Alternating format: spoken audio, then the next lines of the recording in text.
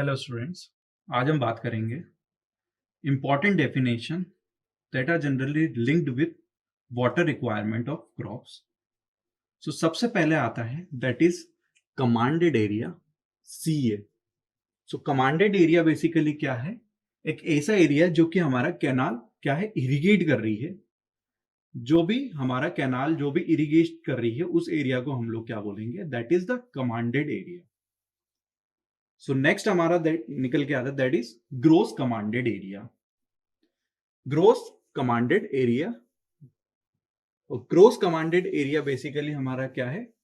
It is that area which is irrigated by canal when unlimited water is available.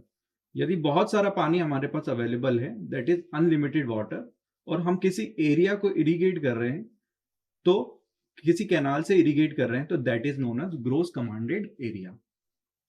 Next हमारा आता है that is culturable commanded area. So culturable commanded area basically क्या है? ये एक ऐसा portion है GCA का, that is gross commanded area का ऐसा पोर्शन है जो कि अंडर कल्टीवेबल है। मतलब है कि हमारा देखिए, हम एरिया को डिवाइड करें यदि किसी फील्ड में, तो जनरली देखें तो कुछ एरिया ऐसा भी होता है जो कि अंडर कल्टीवेशन नहीं होता है, that is waste of land. हम उतने पार्ट को क्या बोलते हैं? Waste of land. और कुछ पार्ट है जहां पर हमारे क्रॉप्स क्या है, क्रॉप्स कल्टीवेट होते हैं, तो हम इस पार्ट को क्या बोलेंगे? That is cultivable area. इसे हम लोग क्या बोलेंगे? That is cultivable area.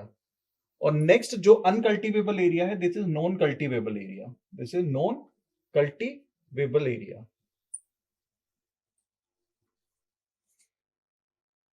So हम उसी की बात कर रहे हैं कि ये ऐसा पोर्शन है GCA का जो कि अंडर कल्टीवेशन है। तो GCA माइनस ये क्या है? GCA बेसिकली यहां पर क्या आ रहा है? अनकल्टीवेबल एरिया को हम लोग यदि माइनस कर दें, अनकल्टीवेबल एरिया, तो हमारा क्या निकल के आता है? That is CCA। सो हमारा क्या निकल के आता है? That is CCA। ये क्या है? Generally CCA। यदि हम लोग नेक्स्ट बात करते हैं, that is the intensity of irrigation. Intensity of irrigation का मतलब क्या है? It is that part of CCA, ये वो पार्ट है CCA का, that is culturable commanded area का, in which irrigation is done at given time. किसी भी एक पर्टिकुलर टाइम में इरिगेशन इज डन, वो वाला पार्ट है, that is the intensity of irrigation. So generally intensity of irrigation क्या है? ये एक रेशियो है। रेशियो बेसिकली किसका है? That is intensity of irrigation. Generally ये रेशियो है बेसिकली किस किस का? That is area under basically किस किस का एरिया है? That is area under cultivation to area under cultivation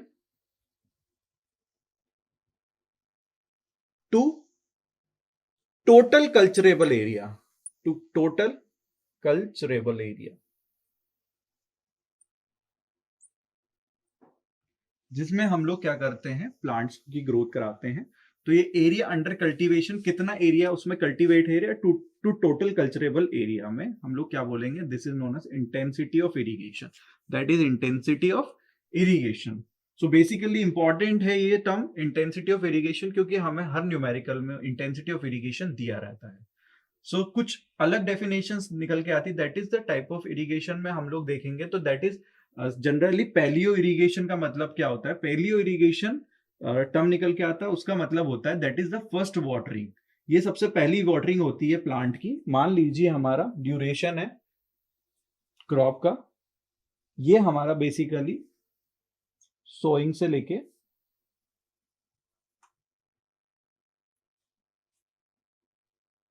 harvesting का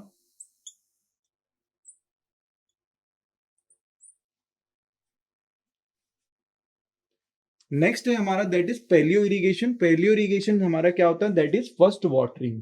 ये हमारी क्या होती है? फर्स्ट वाटरिंग होती है।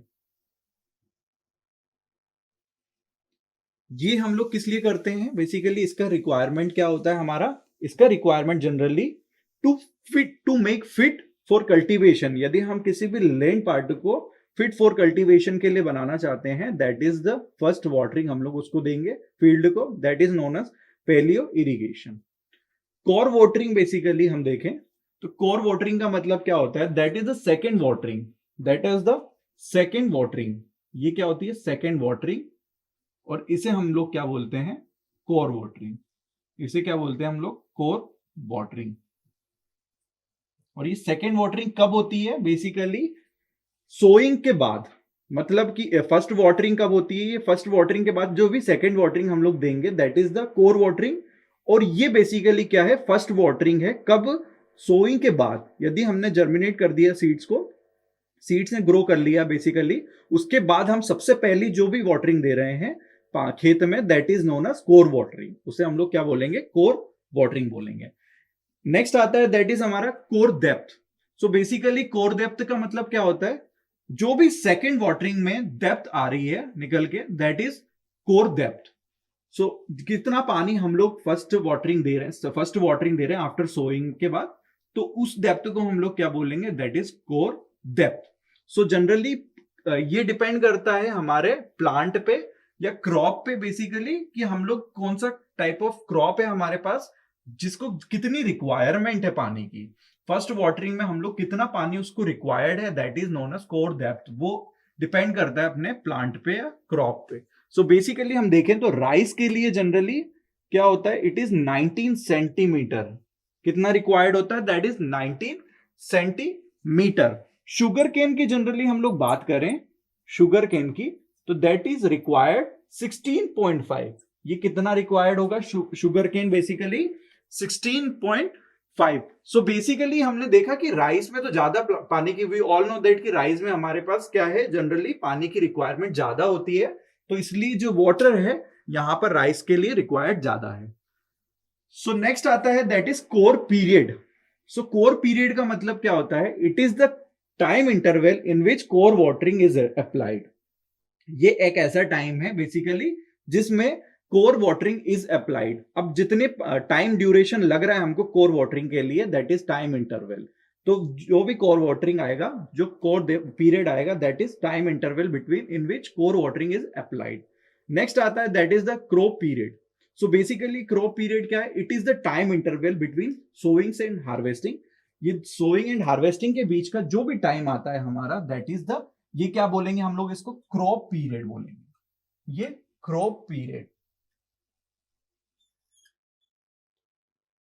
तो बेसिकली इसे हम लोग क्या बोलेंगे? क्रॉप पीरियड बोलेंगे। और crop period generally time interval between first watering to the last watering के बीच में यदि हम लोग देखें तो that is known as base period.